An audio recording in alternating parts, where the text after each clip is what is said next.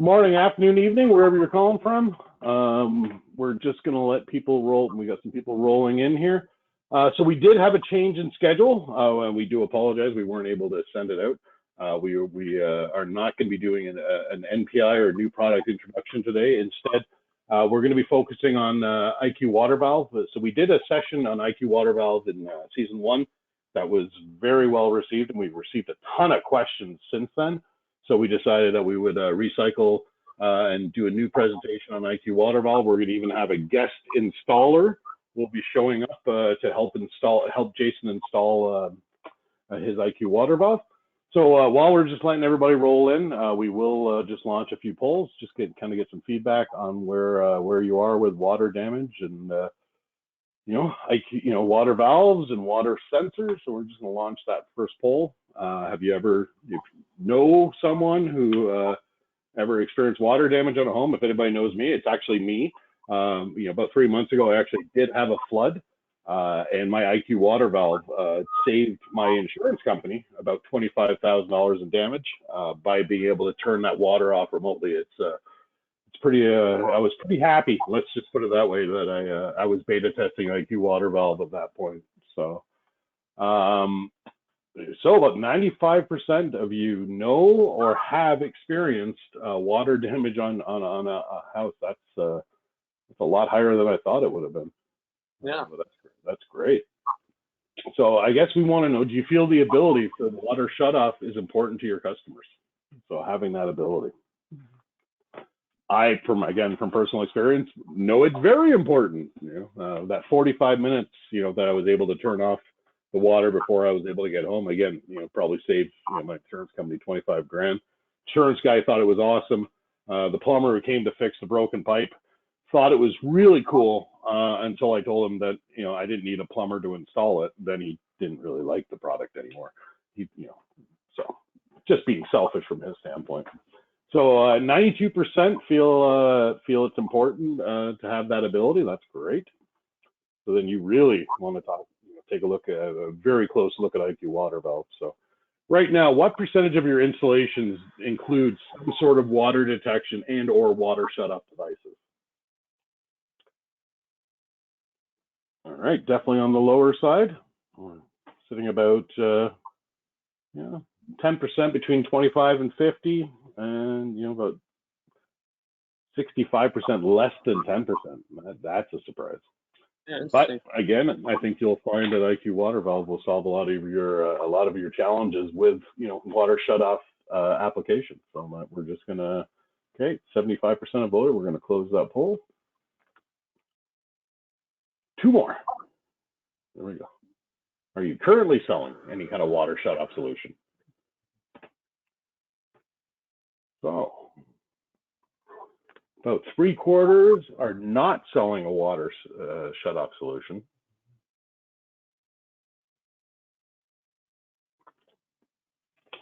Wow.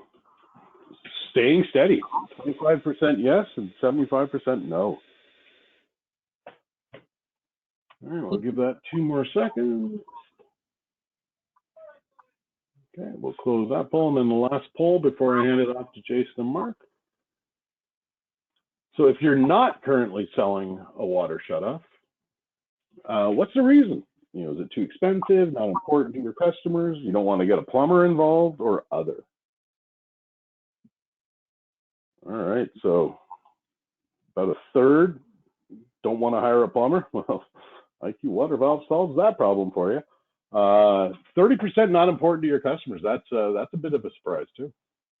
And too expensive, about 10%. 10% feel it's too expensive.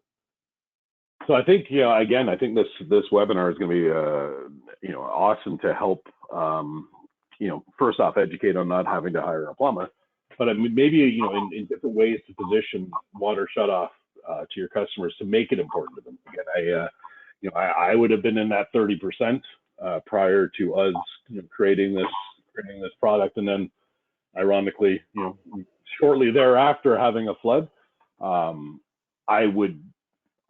Every single person I know I have talked to, a lot of them have bought water valves. They bought our PowerG flood sensors and our S-line flood sensors now. All right. So yeah, it's a pretty 24% don't want to hire a plumber and 29% not important to your customers. All right. Okay. Well, I'm going to hand this off to Jason and Mark, and then hopefully soon we'll get to see our guest installer as well. Gentlemen, it's all yours. Very good. Thanks, Neil. So my name is Mark Sterling. I'm the technical account manager in the Pacific Northwest region, cover 9 states. This is Jason Horton. If you wanted to introduce yourself.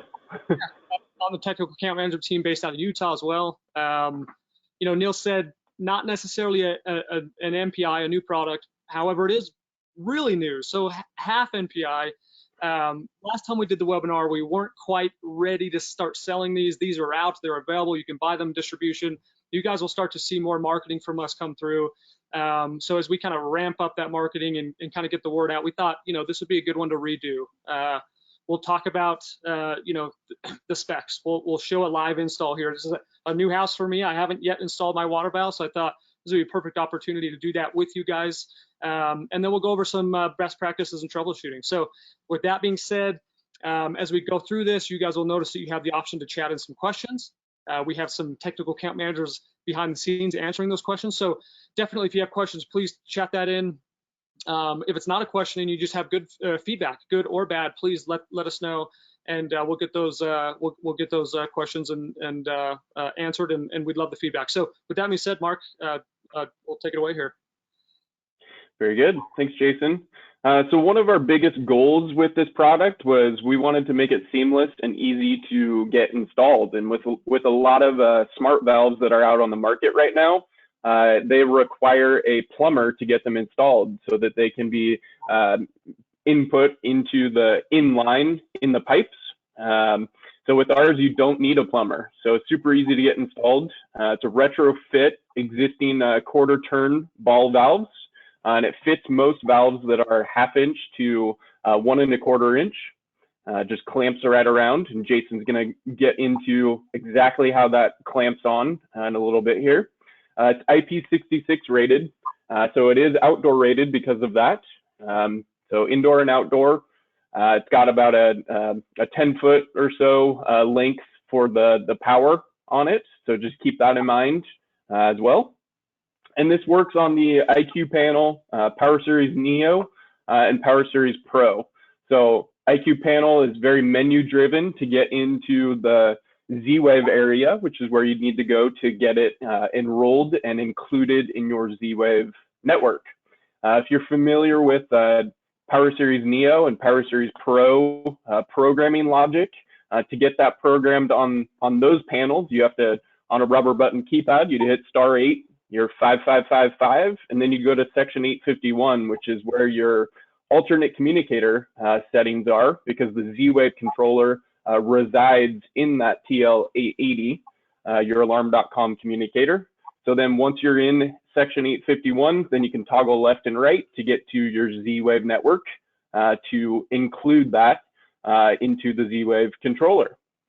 The IQ water valve also is a 700 series Z-Wave, which is the next generation of Z-Wave, Z-Wave Plus version 2. So that's bringing extended range and quite a bit better reliability. Our IQ Panel 4 is 700 series built right into the panel itself. So we don't have a daughter card on the IQ Panel 4 anymore. So you can get those benefits of the 700 series with the IQ Panel 4 once we fully release that, and you're utilizing the IQ panel, the IQ water valve with that panel.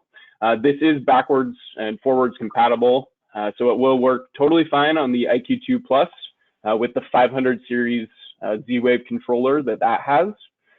And then it also has adaptive torque, so it's only going to use the force that is needed to close that water valve, and it just adaptively changes it.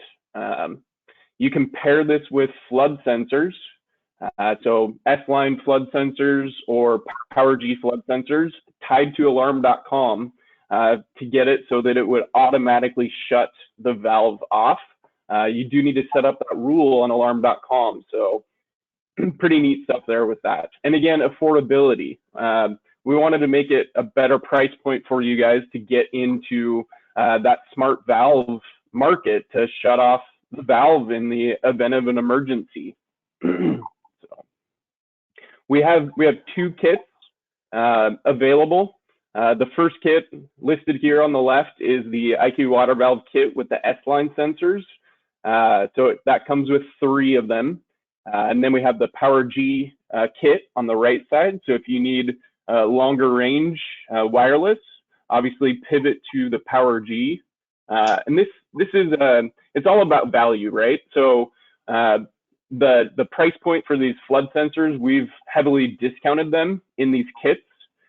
So that's a very important piece to know about. If the shutoff valve is close by, then you can easily get the S-line sensors, or if your flood sensors are near the Qualys panel, you can easily go with the S-line device. Yeah, thanks for that, Mark. So, you know, highlighting affordability, first and foremost, again, just wanted to stress that there's no plumber required. Second of all, how easy and how simple this installation is, right? It literally is seconds, really no training required. I've got my water valve here. I've got the PowerG kit, so I've got some PowerG sensors that I'm going to install. One thing that I wanted to show before we demoed the install here was the spacer that we include in the kits. So real quick, you guys will notice this is the arm that actually turns your quarter turn ball valve, right? And you'll notice that it just kind of spins freely at the moment. If I press this arm up just a little bit into the valve, I can't turn it anymore. And that's when this arm kind of engages the gears.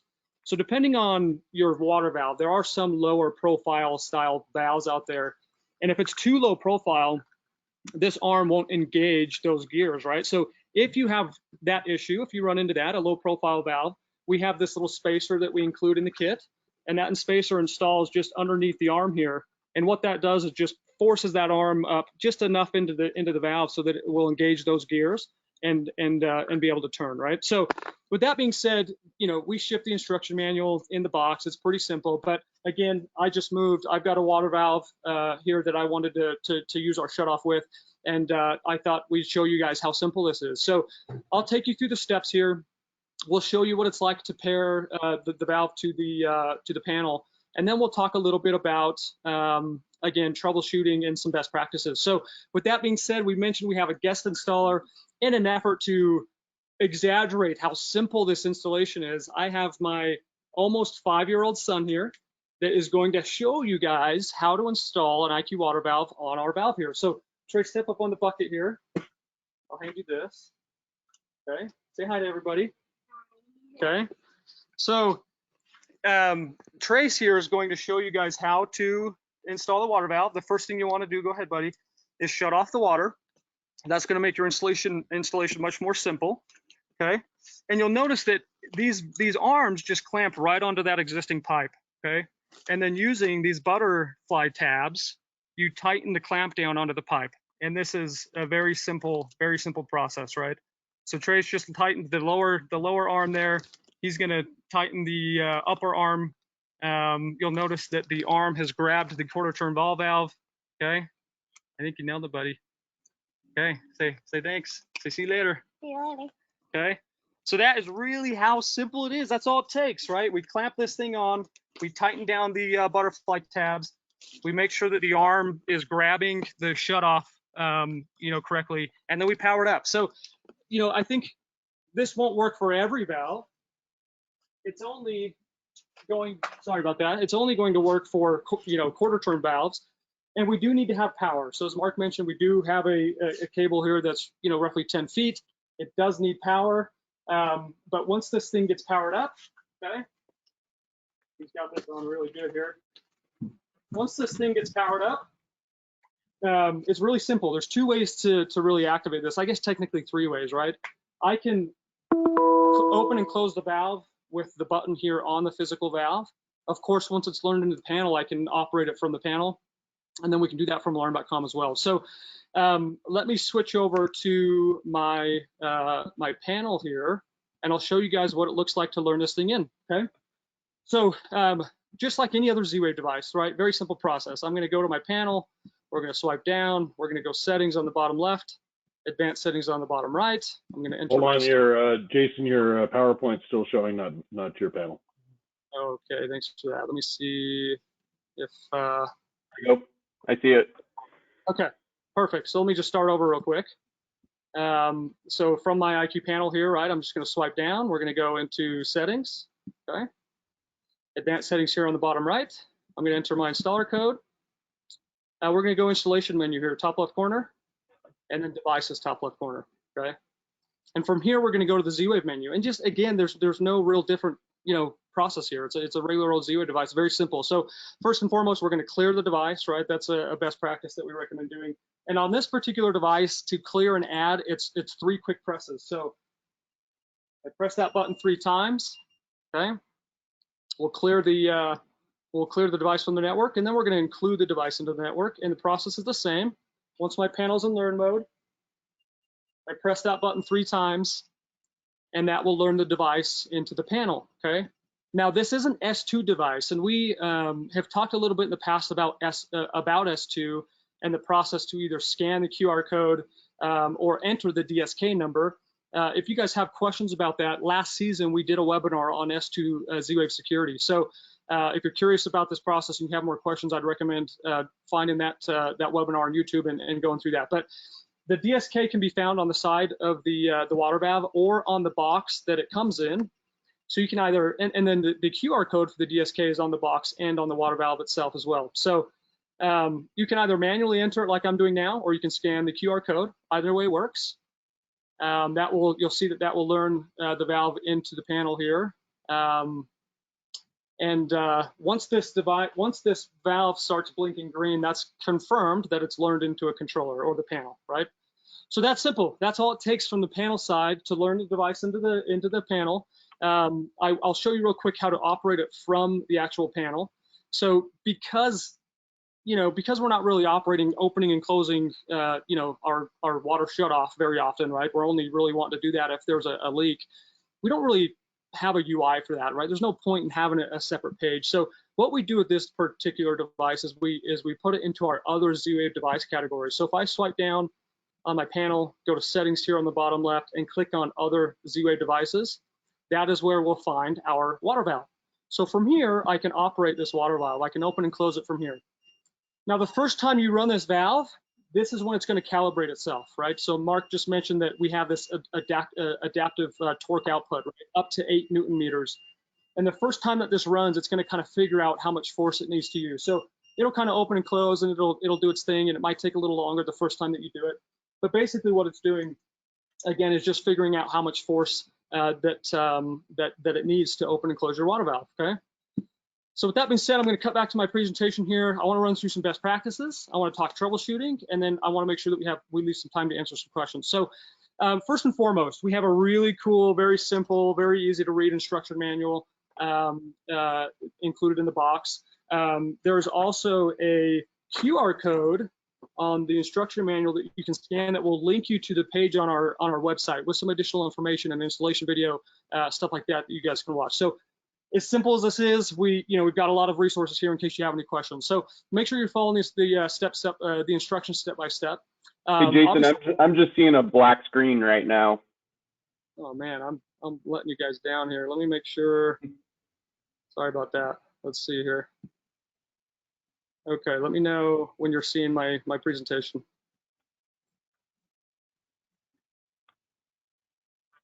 I'm just going to go full main screen here because it's going slow. Are you guys seeing my screen yet? I cannot. All right, let me stop sharing and let me try resharing. How about now? Yes, I can see it. Sorry about that. So yeah. And just for everybody, Jason, I dropped the S2 workshop that you were talking about. I dropped it in the chat. Oh, awesome. Yeah. So S2 is fairly new. We're still getting some questions on it, but yeah, that's a quick, 25-minute webinar. Really good if you have S2 questions. That being said, if you have them now, feel free to chat them in. Mark will answer those for you. So again, back to the best practices, right? Follow the instructions step by step. Make sure that the valve is on there securely, right? You don't want about to be trying to shut off the valve and it pops off and falls to the floor. So you want to make sure it's on there nice and tight. Make sure those butterfly tabs are down. Make sure that it's the correct size pipe, right? It's not a bigger pipe and is not on there good enough. You also have some pipes that have a bunch of stuff around them, right?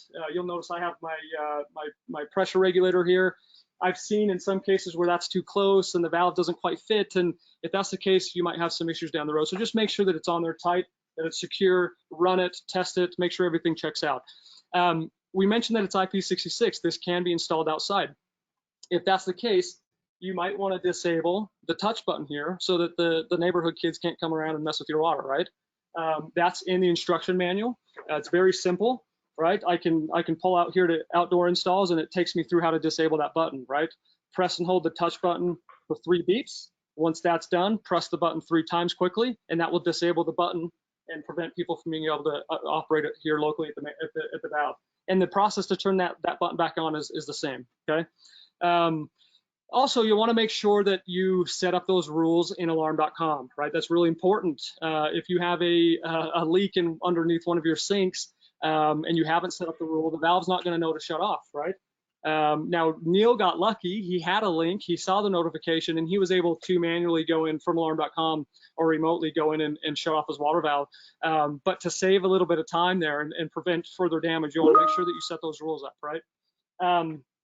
Now that's kind of it from a best practices standpoint. Again, very simple, but I do want to go through a couple things that are worth mentioning as far as troubleshooting goes. So we also have this troubleshooting steps here in the manual. Okay, so first and foremost, LED status, right? Flashing yellow, that means that the device is not included into a controller or into your panel. Flashing green, which you can kind of see, maybe you can't, but it's flashing green right now. Just let me know again locally that it is paired to a panel, it is communicating, it is within range. So pay attention to that. Make sure that it's learned in and working. Factory defaulting the water valve. If you ever need to do that, that's in here as well, right? Hold the button down for 10 beeps. Once you get to 10, press it 5 times. That's how you factory default the water valve. That'll take it back to its, obviously that will delete it from your controller. That'll reset the calibration and so forth, okay? And then last but not least, recalibrating the device, right? As we mentioned, the first time you run this, it will auto-calibrate itself. But let's say that over time, these valves can kind of get stiff, right? Maybe 10 years from now, the thing is a little harder to turn. If you need to recalibrate that, it's very easy to do. In the instruction manual, right, I can hold the button down for 5 beeps. Once I get to 5 beeps, I'm going to press it 5 times, and that will force the water valve to recalibrate itself. So very simple to do.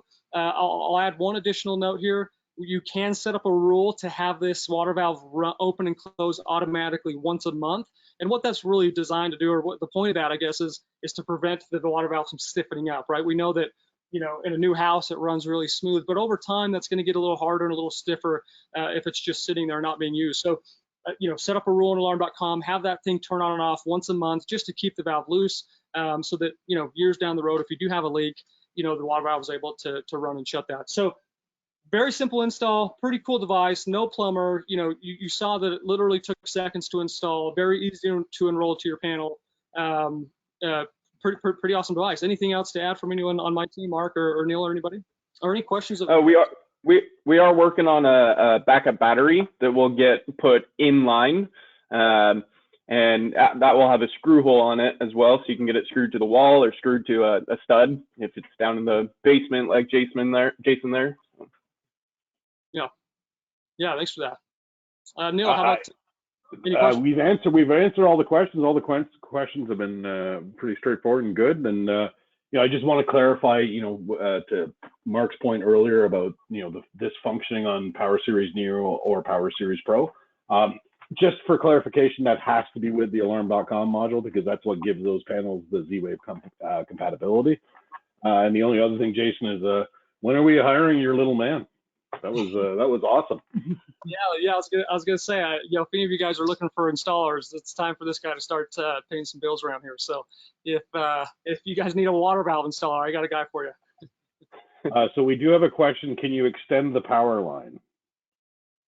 Technically, I think it is a 12-volt DC power supply. Technically, Yeah, I guess we wouldn't necessarily recommend it, but technically you could probably cut and splice. Again, not recommended. But you know, I guess I'll leave it at that, unless anyone else. Extension cords work too. Extension cords work too. Yeah, that's probably a better answer. Yep. Any other questions that might be applicable to the group, Neil? No, it looks like you know, there was some clarification of why are there 2 different SKUs, right? So just for clarity, you know, there are 2 different SKUs, being S-Line and PowerG, and that's for the flood sensors, right? So the device is connecting to the panel by Z-Wave, but we are selling them in kits because we truly believe, and you know, my scenario is the perfect example.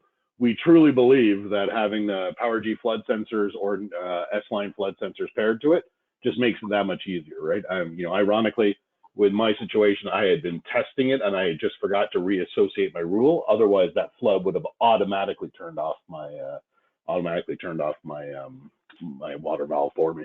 So Yeah, right. A valve without flood sensors doesn't make a whole lot of sense. And as Mark touched on, you know, we were able to build these valve or these leak detectors, these flood detectors into the kit for really cheap. I mean, if you were to, you know, buy those separately, it's going to cost a little more money. So the kit really makes sense for you guys. It's gonna you know, it's gonna make it more of a, you know, an affordable package doing it together. So. Yep, there was a question of will the unit report a power failure? It will. Well, it won't report a power failure per se, but your Z-Wave will go offline, so you will get that notification that your Z-Wave device is offline.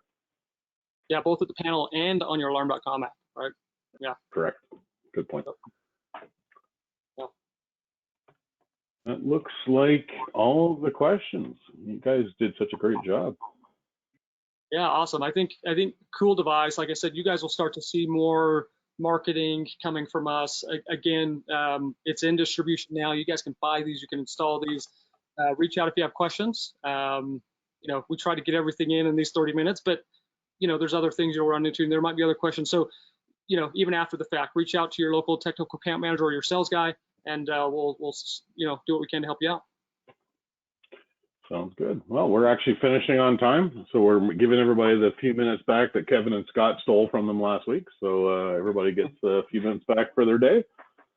We thank everybody again, as always, for your attendance and your engagement. Again, as we close the webinar, there will be an after webinar survey that we would just like to get your feedback. So we're obviously continually tweaking our our format and our approach, and and your feedback is super valuable. So please complete that. And again, thank you. We'll see you next Thursday. See you guys.